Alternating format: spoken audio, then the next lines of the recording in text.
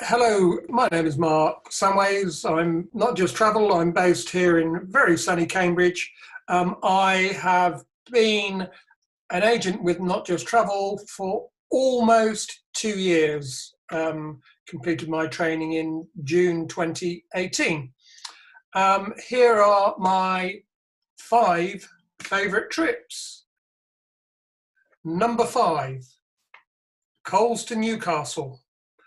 My favourite Indian restaurant owners here in Cambridge, funnily enough, had never been to India. So over a curry one night, we started talking about travel. I explained how many times I'd been to India and how much better the food was in India than in their fantastic restaurant. So they said, we need to go and prove that. Can you organise us a trip to India? We've only got 10 days.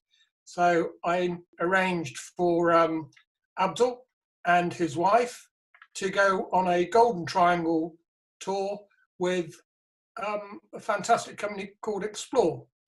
The trip started off with some problems. They were flying with Virgin. On the night they were due to take off from Heathrow, the plane went technical. Virgin put them up in a hotel at Heathrow overnight, arranged for them to fly out the following day when the plane was hopefully fixed. The following day, a storm hit and no flights were taking off. Eventually, after many calls to me and myself to Explore, to advise the company they'd be late, they took off. They arrived a day late in Delhi. The company were absolutely fantastic. They missed the very first part of the tour. They caught them up with the tour, and they had the most fantastic trips. They arrived at Agra at those of you that have been to Agra, you have to be there as soon as it opens at dawn. The light is fantastic and the crowds haven't descended. And they then went on to Jaipur and to Rajasthan and then back to Delhi. The tour company was so good, they actually arranged for them to have another day and rearrange their flight back at no cost to them to make up for the bit they missed at the beginning. And to honour me, there is now, and their fantastic trip, there is now a dish in their Indian restaurant called Not Just Curry. Number 4, this is a very, very memorable one. This is the budget safari that became anything but. And this is how word gets around. One of my clients had been away on a trip with me. She explained to her GP while she was in having a chat one morning what a fabulous holiday I'd organised. The GP got in touch with me. Mark, could you organise a safari, please? What sort of money would you like to spend, Doctor? Well, no more than £4,000, and I'm just going on my own. Anyway, I used one of our most wonderful suppliers, a company called Somac, but for them, a very bottom end of their repertoire is £4,000. That's where it started. It started at 4. She then decided to take her son and daughter, and it went up from there. She then decided to tap on a bit to Zanzibar. She then upgraded the entire safari, upgraded to the very best beachside villa at the resort in Zanzibar. And she then decided, Mark, we were well over £20,000 for this trip. And she then said, I think we may all fly business class. That added another 15,000. She then said, no, I'll cut at that. The children don't deserve to go business class until my daughter gets her degree. So they went off, they had the most amazing safari. They went on balloon safaris at dawn.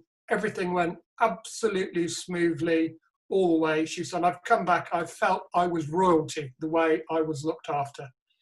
And the first thing she did when she got back was, she said, Mark, I promised not to spend the £15,000 on the business class upgrade, sod it. I'm going to go off business class on my own with a friend. And she spent the £15,000 on another trip, which she would be on now if it hadn't been for the current circumstances. But she's rebooked to go next year. So number 3, I went on a not just travel ski trip to Banff in Canada in April last year. I love Canada. I've been there many, many, many times. I almost went to live there many years ago. And I collected a lot of information whilst we were in Canada. We did some most exciting things, apart from the skiing, which I do an awful lot of. We did snowmobiling, we hiked up a canyon. It was the most incredible trip. As soon as I returned, one of my clients was saying, "Oh, Mark, I can see you've just been to Canada. Can you help us with a trip?" One of the things I did when I was there was collected information on the Calgary Stampede. Cut a long story short, she said, "We'd like to go to the Calgary Stampede. We want to go on a trip so we can see not just the Stampede, we want to see the following. We want to see bears, moose, and whales. And there's very few countries in the world you can get all 3 of those in. Canada's one. So I flew her out to the Calgary Stampede. She then went to Banff, stayed in exactly the same hotel all the Not Just Travel team had stayed in. Then went up to Jasper National Park, got on the train all the way to Vancouver, Kamloops, then went into Vancouver, got on a boat up the coast, saw the whales, up to Prince Edward Sound, and then did an entire route coming back to Calgary to come home. 3-week trip with, again, she was with her son and her daughter. The most incredible trip, and some fantastic photographs of bears and moose and wolves, and of course, not just one type of whale. They saw humpback whales and orca, or killer whales, as we call them. So that was a fantastic trip. Number 2, this is somebody I've known for 30 years who was having a difficult time at home with his wife. He decided, "Mark, where can I go on my own? I need to get away." So we booked him, and he's a first-stroke business class passenger. So very nervously, he flew on his own, first time he'd done it in his grown-up life, to Lima in Peru. He picked up a tour there, flew from Peru. He did Machu Picchu, which was a hike, which he liked. Then spent a week on a riverboat up the Amazon. The questions I received from him, now he's in his 50s, he was worried that everybody on the trip were going to be in their 80s. And every day, "Can you tell me who's on the trip? What age are they? How many men? How many women? How many couples?" It was a constant barrage of trips. He needed constant advice on what he should be wearing, what he should take for any tour up the Amazon, which of course I gave him. On his way back, he said, "Look, I absolutely love it in South America. I've got 3 days of this tour left. Can we do another one? When would you like to do another one?"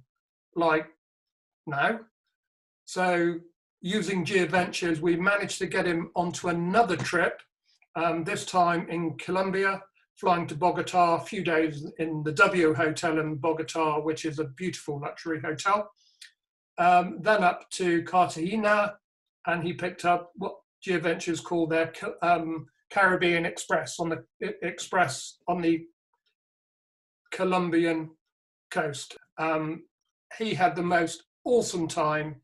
He has an issue with sleep, and I hope he doesn't watch this, and he has sleep apnea. So he has to stay in a room on his own, because apparently it gets quite noisy and frightening for people at night. But G-Adventures looked after every single element of his trip.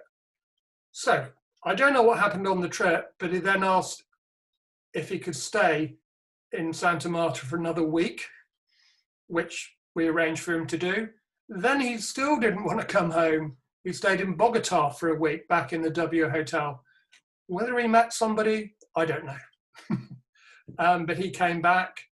The minute he got back, he embarked to book another trip, and he's since booked 3 or 4 more. Now, something I have to tell you, one of the questions he asked me before he went to Colombia, he goes, what's it like for crime? Is it a dangerous place? And I said, all I can recommend is don't take your flashy gold Rolex. That is asking for trouble anywhere you travel, especially in South America. So he went out and bought one of these Breitling watches.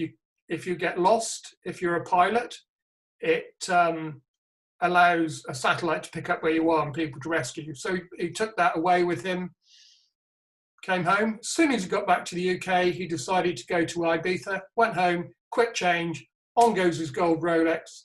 He got to Ibiza, walking from the airport to the taxi, got mugged, and they stole his Rolex. So the motto of the story is, you can take whatever you like to South America, but don't wear an expensive watch in Ibiza. Number one, it's quite an emotional one, this, and it would probably be number one on many people's trips. Somebody I knew relatively well, a friend on Facebook for years, but don't see very often, she tracked me down to a networking meeting. And she came up to me and she said, Mark, I've heard good things about you. I've heard good things about your company. My daughter's very, very sick. We'd like you to arrange for what could be her last ever holiday. Can you arrange somewhere really, really special? Been looking for your photographs. Where was that waterfall? I said, that's the Iguazu Falls in Brazil. So we arranged a trip for her and her daughter. Her son is also a pilot. He met them out there, and they had a memorable trip around the Iguazu Falls, which if you've never been there, just has to be seen to be believed. You view it on both the Argentinian and from the Brazilian side. The Argentinian more spectacular. Once you're there, Brazil to Argentina is where the most of the photographs are taken. Whilst they were there, I went 3 years ago. Our taxi driver took us to this, said, I can recommend a really good steak restaurant. Taxi driver must be your friends. This was going to be average. Anyway, to this day, it's the most fantastic steak restaurant I've been to. She went there and she said, yep, I agree, Mark, Argentinian steak. This is the best one I've ever had in the world. They followed this, followed my footsteps. I recommended they went to Paraty, which is about 4-hour drive south of Rio. They stayed there for a few days before going to Buzios, which is called Brazilian Saint-Tropez because Brigitte Bardot used to go there years ago. Buzios is about 2 hours from Rio, the most amazing, beautiful place. Rio is a fantastic place. And to cap it all, on their flight home, my wife works for BA. She put a note in with the crew that the lady and her daughter got upgraded on the way home as well. So, and I'm happy to say the daughter is still ill, but she's with us and she's happy.